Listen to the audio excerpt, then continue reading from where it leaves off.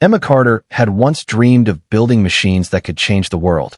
As a girl, she spent nights sketching designs by the dim light of her desk lamp, whispering to herself that one day her name would be known in boardrooms and laboratories alike. She was the girl teachers pointed to with pride, the one classmates whispered about when test scores came back. But dreams have a way of colliding with reality. Years later, Emma tied an apron around her waist and carried trays across a crowded cafe, her brilliance hidden behind the quiet steps of a waitress. To strangers, she was ordinary, forgettable. Yet fate has a strange sense of timing.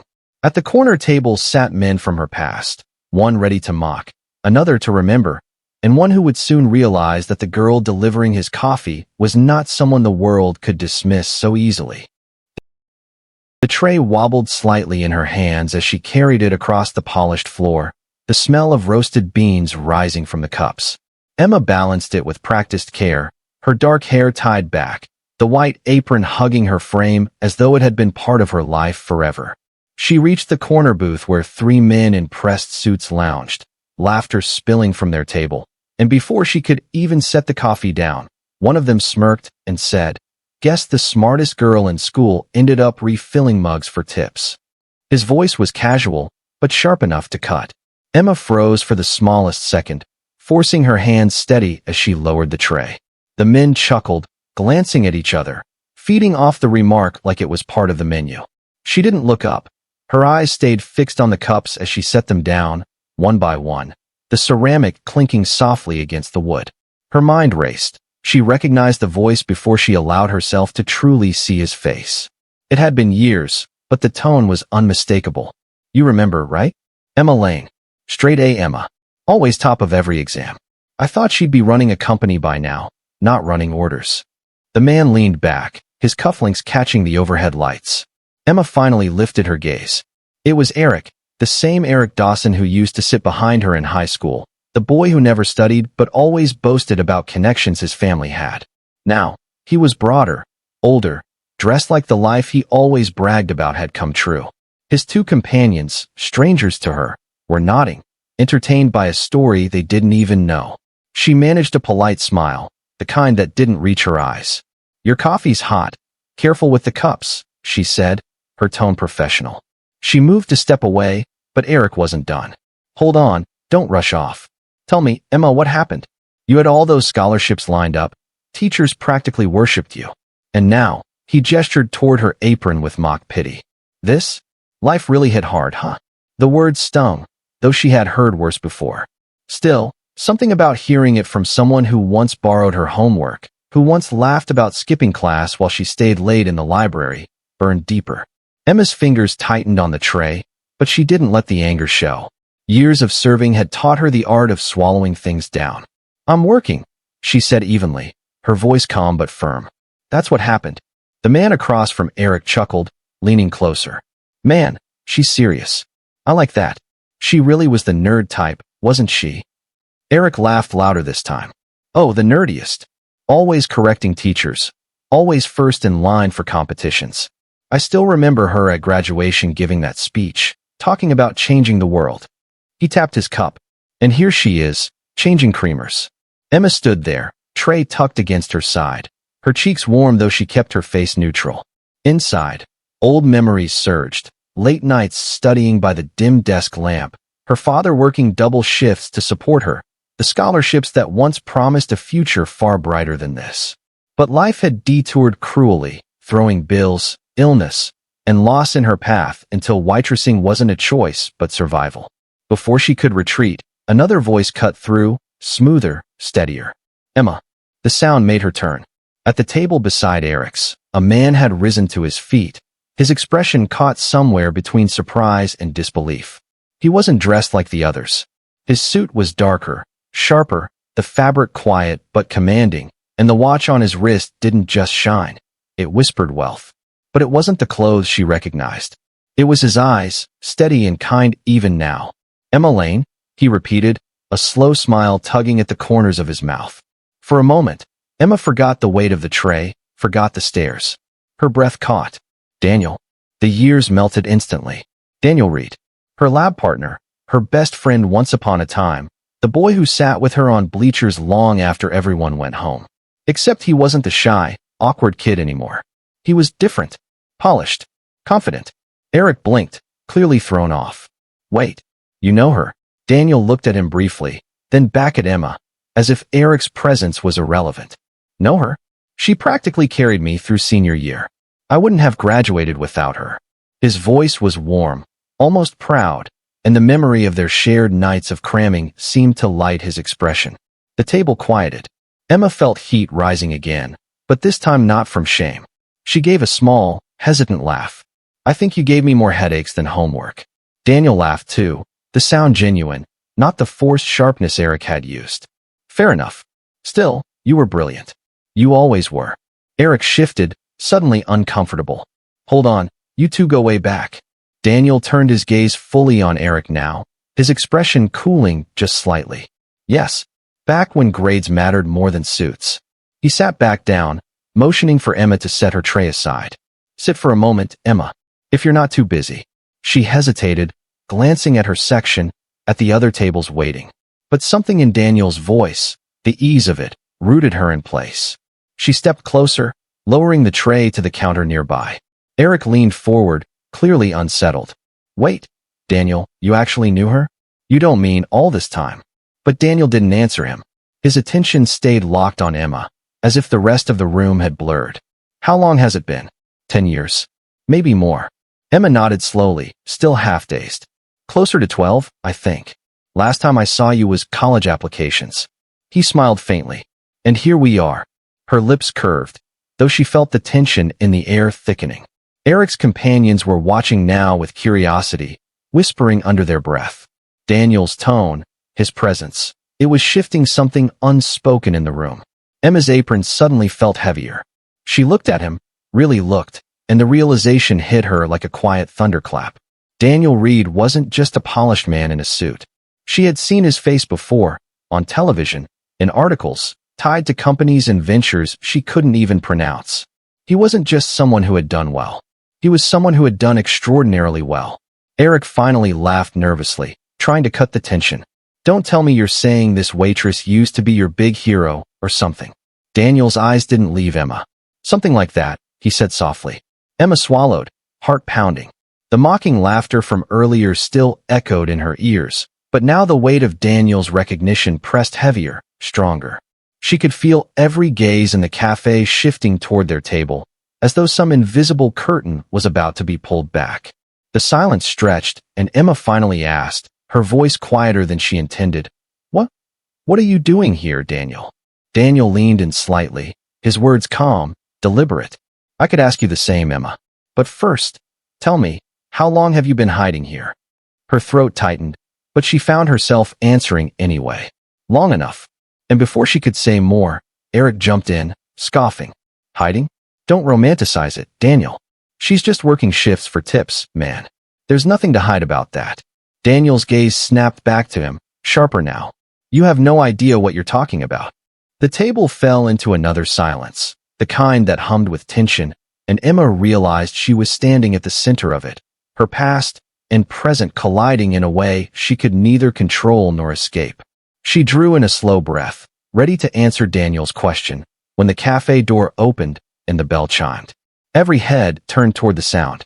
A draft of cold night air slipped inside as a man walked in, brushing snowflakes from the shoulders of his long coat. His presence drew attention without effort, tall, confident, moving with the ease of someone used to being noticed. He paused at the entrance, scanning the room, before his eyes landed on the corner booth where Emma stood frozen with the coffee pot in her hand. Her chest tightened. She knew that face. Not from recent years, not from the world he clearly now belonged to, but from classrooms, old yearbooks, whispered teenage promises that life would take them far. It was Alex Hartley. The Alex who used to walk her home from school when her backpack was too heavy. The Alex who had once sworn, in the cracked bleachers of their high school stadium, that he'd do something big, something that mattered. And now here he was. Only he had done more than something. He was the Alex everyone knew about from magazines, financial news channels, glossy interviews that showed him standing beside world leaders and tech giants. Billionaire. Visionary. Untouchable. Emma's throat went dry.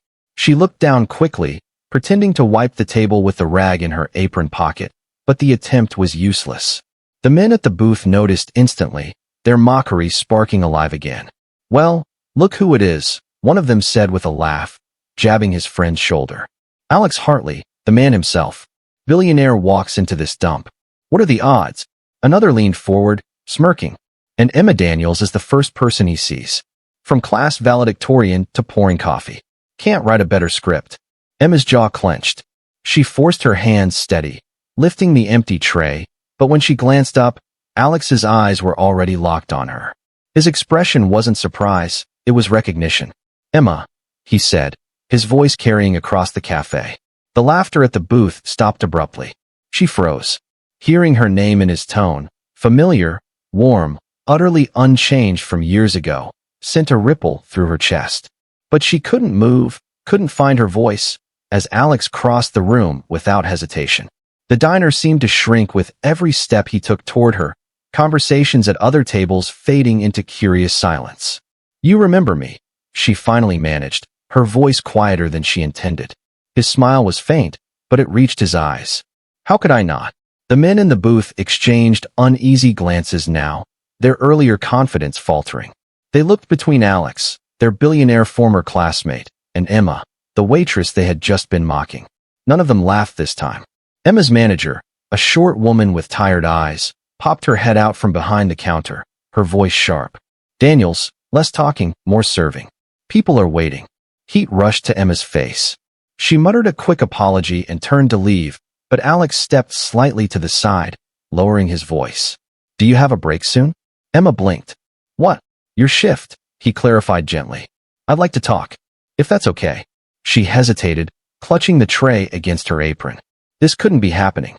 Not here, not like this. She had spent years trying to bury the weight of unfulfilled potential, of dreams left behind. And now the one person who had known her when she believed in those dreams was standing in front of her, asking to talk. Before she could answer, one of the men at the booth spoke up, his tone forced casual. "Come on, Alex, sit with us. We were just talking about the old days." "Emma can," he paused deliberately, sneering, "catch up with you after she cleans up." Emma's cheeks burned, but Alex didn't even look at them. His gaze stayed steady on her. "I'll wait," he said simply. And with that, he moved to an empty table by the window, unbuttoning his coat, as if he had all the time in the world. The cafe buzz returned in whispers, people sneaking glances at him, some recognizing who he was, others just curious about the man who carried himself like he didn't belong in their town. Emma stood there, still gripping the tray, her heartbeat loud in her ears. The men at the booth leaned closer together, whispering now, unease threading through their faces. The arrogance they had worn moments earlier seemed thinner, brittle. They kept cutting their eyes toward Emma, but none of them dared another joke. "Daniels," her manager snapped again. Emma jolted back into motion, dropping off plates at another table, clearing empty glasses, moving quickly to avoid the stares that followed her. But no matter how many orders she took, her eyes kept drifting back to the window table, where Alex sat quietly, hands folded, waiting. The other men had started eating, talking over each other again, their laughter forced now, but Alex hadn't touched his food. He was still watching her like he was seeing someone the others refused to. When she finally had a moment to breathe, she approached his table again, balancing a tray with water refills. Her steps were steady, though inside she was fighting the knot in her throat. She set the glasses down gently, and Alex leaned slightly forward. "Emma," he said, his voice low enough not to be heard by the others. "Do you still write?" She froze, her hand lingering on the tray. For a second, it was as though she wasn't standing in a cafe uniform anymore. She was back in that high school library, scribbling lines of a story into a notebook while Alex sat across from her, helping her with math problems she hated. "I don't have time for that," she said softly, trying to pull away, but Alex didn't let her retreat so easily. "You used to say you wanted to publish a book one day. Don't tell me you gave up." One of the businessmen noticed the hushed exchange and smirked. "What is this? Old memories over lattes. Come on, Alex, let her do her job. You're making it look like she's something special." Emma bit the inside of her cheek, swallowed the sting, and turned to leave, but Alex's voice followed her. "She is something special." That stopped her. For the first time, The table of men grew quiet. The words hung there, simple but heavy, and even the manager hovering near the counter looked over. Emma's face burned, but she forced herself to keep walking until she was back behind the counter, hands trembling as she reached for another order slip. Minutes passed, maybe more than she realized, and then Alex stood up. He walked straight to the counter, ignoring the puzzled looks from his colleagues. "Emma," he said, just loud enough for the room to hear. "I think everyone here should know who you really are." Her eyes snapped up. "Alex, don't." He didn't wait. He turned slightly, addressing the men at the table and the few customers who had started paying attention. "This isn't just a waitress. This is Emma Brooks. In high school, she was top of our class. She won the state science fair when we were 17. She got accepted into one of the best universities in the country. She was the one we all thought would change the world." The cafe was suddenly too still, too sharp. Emma's breath caught. She wanted to tell him to stop, that none of that mattered anymore, that life had taken a turn he didn't understand. But the words wouldn't come. The businessmen looked at her differently now, unease replacing their earlier smirks. One of them cleared his throat and muttered, "People change. Doesn't mean much if she's here, does it?" Alex's jaw tightened. He didn't raise his voice, but the steadiness in it made everyone lean closer. "No. What it means is that life hit her harder than it hit the rest of us, and she's still standing. You laugh at her uniform, but none of you could last a day carrying what she carries." Emma felt the heat behind her eyes, her chest heavy, but she didn't move. The manager shifted awkwardly, pretending to adjust receipts, but his ears were red. Then Alex reached into his jacket pocket and pulled out something she hadn't seen in years, a thin, worn notebook with frayed edges. He placed it gently on the counter in front of her. "I kept this. The story you gave me the day we graduated. You probably don't even remember, but I read it more times than I can count. You still have that in you, Emma. The world needs to see it." Her hand trembled as she touched the cover. It was hers. She remembered scrawling her name inside the first page. She hadn't thought about it in a decade. She blinked, unable to speak. The businessmen at the table were silent now, their food half-eaten, eyes darting between Emma and Alex. Even the hum of the espresso machine felt too loud. One of them finally muttered, "She wrote that." Alex didn't even look at them. He kept his eyes on Emma. "If you're willing, I want to help you publish. Not because you need saving, but because the world needs your words. And I'm not taking no for an answer this time." Her throat tightened. She had spent years shrinking, blending into the background, convincing herself her dreams were childish. Yet here was someone who saw her, not just the apron, not just the tray of coffee, but the person she had buried beneath it all. I don't know if I can," she whispered, but even she could hear the way her voice cracked on the last word. Alex smiled faintly. "Then let me remind you that you already did. Once. And you can again." The cafe had turned into an audience without meaning to. Strangers shifted in their seats, glancing at Emma with something closer to respect than pity now. The manager coughed nervously but didn't interrupt.